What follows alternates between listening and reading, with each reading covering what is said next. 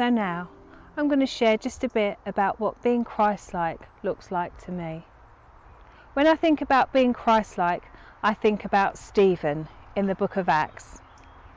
In the book of Acts, they were talking about, in chapter 6, about choosing the 7, choosing people that would be able to help the disciples in the work that needed to be done.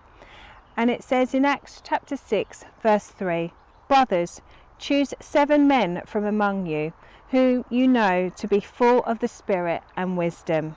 We will turn this responsibility over to them, and we will give our attention to prayer and the ministry of the word." It goes on to say this proposal pleased the whole group, and they chose Stephen, a man full of faith and of the Holy Spirit. And Stephen showed that even his life, without actually trying to be Christ-like, his life shone out to those around him. His life shone as a man full of the Spirit. And as Christians today, we're called to be Christ-like. We're called to live lives that shine the love of God. We're called to be his hands and his feet on the earth. As a Christian today, think about it. Do those around you know that you're a Christian? Would they say this is someone that's full of God, full of the love of God, full of the Holy Spirit? When they think about you, do they think about kindness, joy, peace? When you walk into the room, do you bring hope into those places that you go into? Now Stephen, I can imagine, Stephen was a man that as he just quietly went along doing his own business, people were watching him. They were watching what he was doing, how he behaved, how he responded to the ups and downs of life. And as Christians, I'm encouraging you today, be alert. People are watching you. Just as that quote that I started the morning section with, that says, you know, we become the 5 people we spend the most time with. Who do you spend the most time with? Stephen spent time with God, and it showed, because even when he was busy doing what he needed to do, he still stood out as someone that could be trusted, as someone with integrity, as someone that others could look up to, that they could give responsibility to. And as Christians, we're called to live very similar lives. We're called to be people that are trustworthy. We're called to be people that reflect the goodness and the love of God in all that we do. And something about Stephen's life that just stands out to me even more is that he wasn't only like that in life, but he was like that in death too. When we go on to read in Acts 8, it talks about the stoning of Stephen. And in verse 55 it says, "But Stephen, full of the Holy Spirit, looked up to heaven and saw the glory of God and Jesus standing at the right hand of God."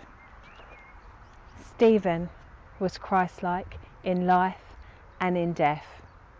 In death, in that time of unjust treatment, in that time where he was being stoned, he didn't respond. He didn't say, you know, God, deal with these people, strike them down with lightning. No, he asked for their forgiveness. He looked towards heaven, and he knew his home in eternity was secure.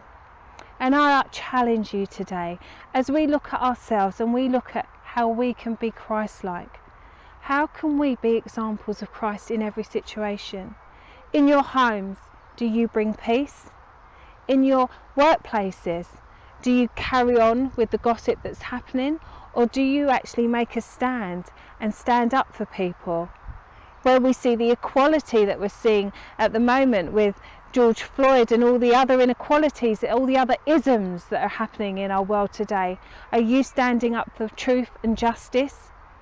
Are you being used by God to bring change? Just as we heard from Helen Youssef today, how she was able to bring hope into hospitals, into funeral parlours, into different organisations, Tesco's, ambulance services, the fire service. She has been used by God even in the midst of this situation. As Christians, we're called to live differently. We are overcomers. In every situation, we are called to shine. We are called to bring light, to bring hope, to bring joy, to bring peace, just as Jesus did. So I challenge you today, when we look at our lives, Are we Christ-like? Are there areas in our lives where we need to say, Lord, I got it wrong there. I spoke harshly. I spoke out of turn. I need your forgiveness. You know, when you go and ask someone for forgiveness, that is a moment of pure humility, just as Tricia said. But it's recognising that Holy Spirit prompting within you.